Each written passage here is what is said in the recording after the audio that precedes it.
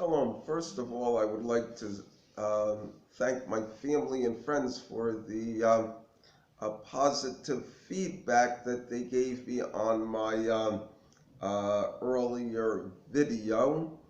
Okay, I would like to talk this week about Korach. That's the Parshat Shavua. And the story in a nutshell is about a man named Korach who rebelled against Moshe Rabbeinu. And as a result of that, he was swallowed up by the earth, living to hell. That was the end of him. Okay. And in the story of Korach, basically the nation of Israel is with him.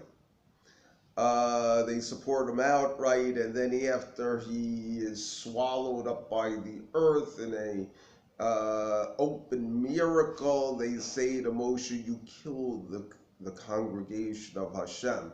Then HaKadosh Baruch Hu says that he's going to make another miracle, that the chiefs of the tribes will put their staffs into the Holy of Holies, into the Aron with the tablets, and that the one that sprouts almonds is his choice, and predictably it's Aaron's that sprouts almonds before everyone.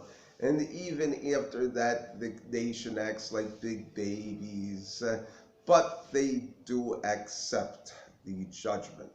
Now, what we have today, this is the lesson of Korach for our day and age. There is an evil inclination among the Jewish people that when they have a great leader, who is wise and benevolent, and in the eye of the heart or the eye of the mind, they could see that he really is the choice of God. What will they do? They'll say, "Oh, he's a great leader," but then they'll nitpick. He did this, that, and the other thing wrong. And it may even be true, but their heart is with the nitpicking. And then when you have some Russia who rebels against them, they'll say, "Oh, he's a Russia, but he did this, that, and the other thing right." And their heart is with justifying the Russia. And the lesson is that this is not the way to be. You support the legitimate religious leaders, the legitimate leaders, especially if they are wise and benevolent, and you reject those that rebel against them, especially if they're motivated by petty vanity, small-headedness, regardless of whatever their merits may be. Okay, now, there is a story about this in the book that my father would read to me, that Dad would read to me, called Jewish Fairy Tales and Legends. It's called Syndicat of the Talmud, where a character goes to the different sites, and one of the sites in the Bible is the pit that swallowed up Korach. It's an actual Gemara. I think it's the Rabbi Bar Hana stories.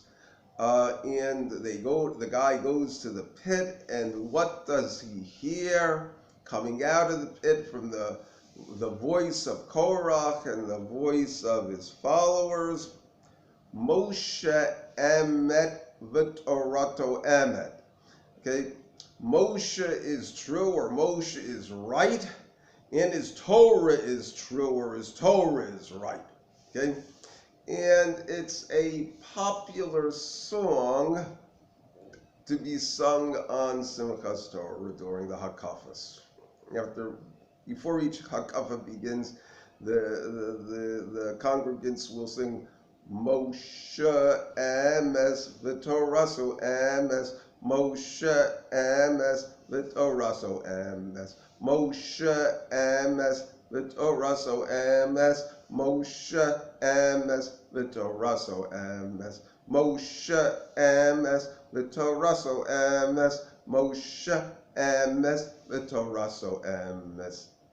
תודה רבה, Shabbat Shalom.